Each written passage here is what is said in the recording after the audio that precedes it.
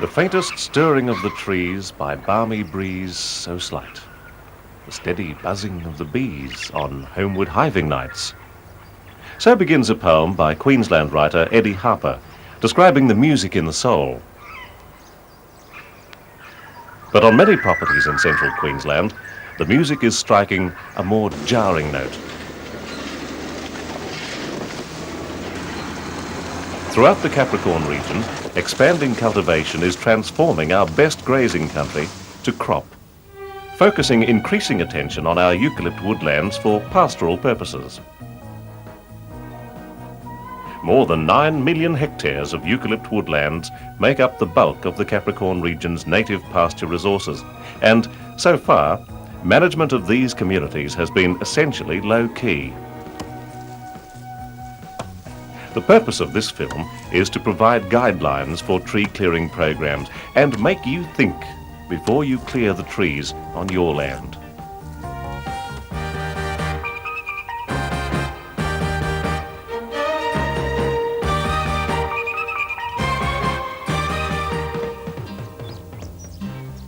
Of course, without tree clearing, more than 80% of our crops and most of Queensland's improved pastures simply wouldn't exist. However, timber control techniques haven't always been successful, particularly in our eucalypt woodlands. At the Edmiston's property, Wandobah, at Dingo, a stand of eucalypts is in need of clearing. It was first cleared in the early 40s, then again in the early 60s. Now the 25-year cycle has come round again.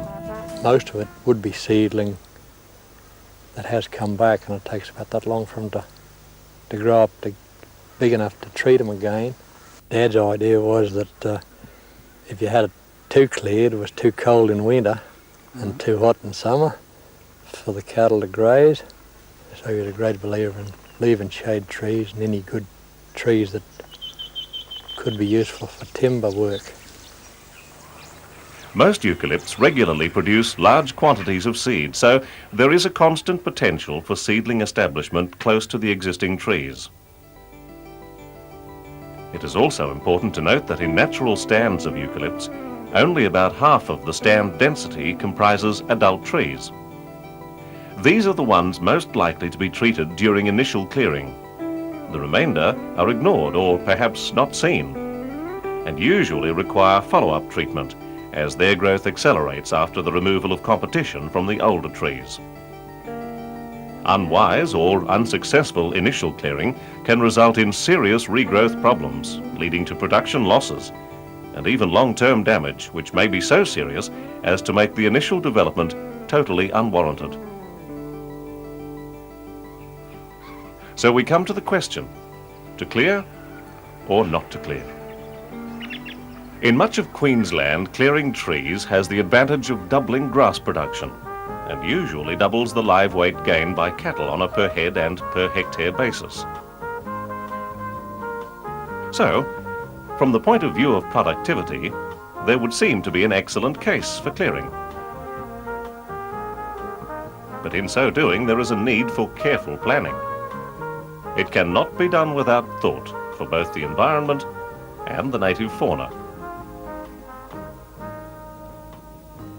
While it is accepted that just a few trees per hectare can significantly depress pasture production, the indiscriminate clearing and over-clearing of trees may result in land degradation problems such as soil erosion and soil salting.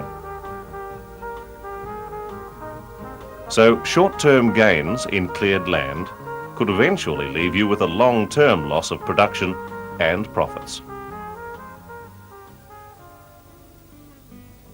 Consider too that retaining trees can provide protection for your crops and pasture and provide fire breaks, give shade and shelter to farm buildings and stock, or even give you a ready supply of timber for farm use or sale.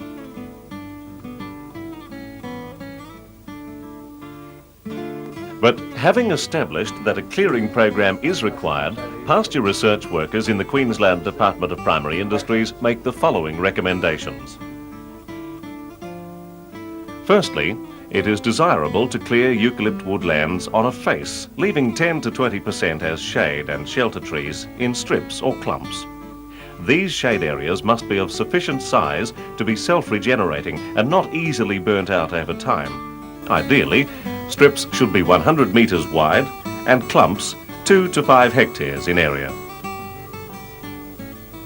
Initial clearing is generally performed by treating individual trees with chemicals such as tordon, or by using machinery.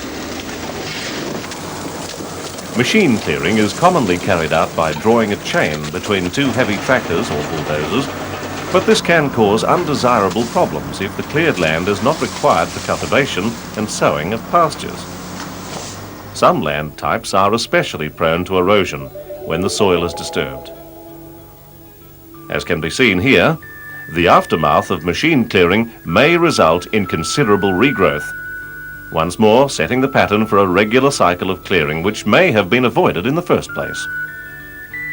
Secondly, avoid overclearing on steep slopes.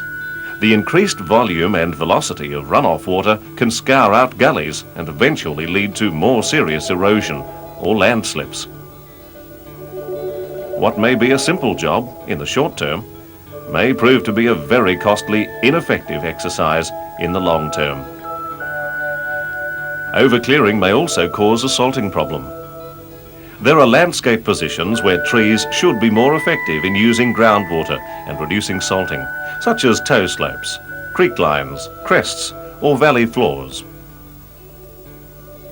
If these areas are susceptible to salting, trees should be retained or, if already cleared, re-established in these positions. So far, we've shown that good woodland management calls for careful planning to protect the local and general environment. But there is also a responsibility to protect the fauna that relies on our woodlands for its existence. Overclearing can and does threaten the life of our wildlife.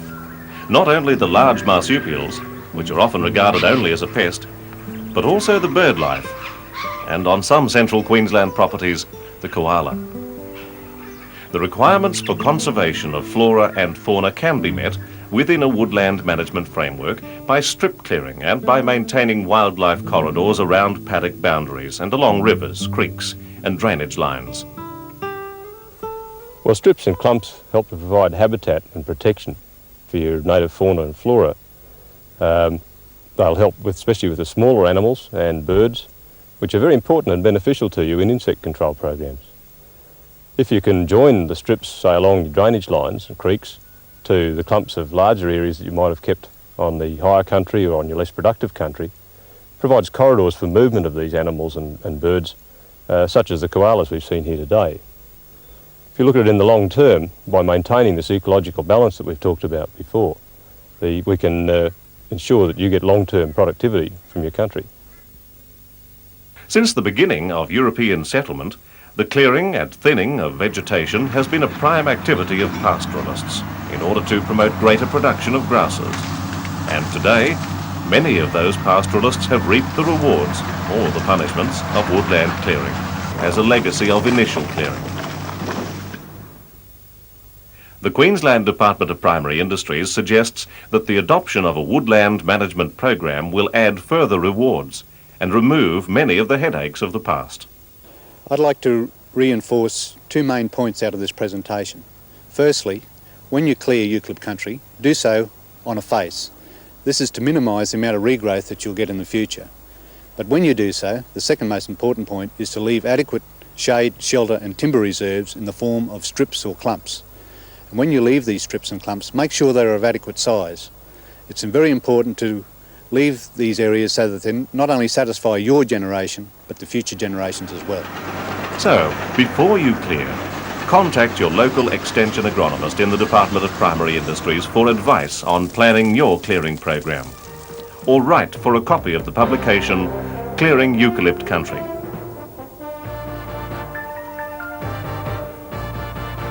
They'll show you that sound woodland management is a clear decision for your pastoral future.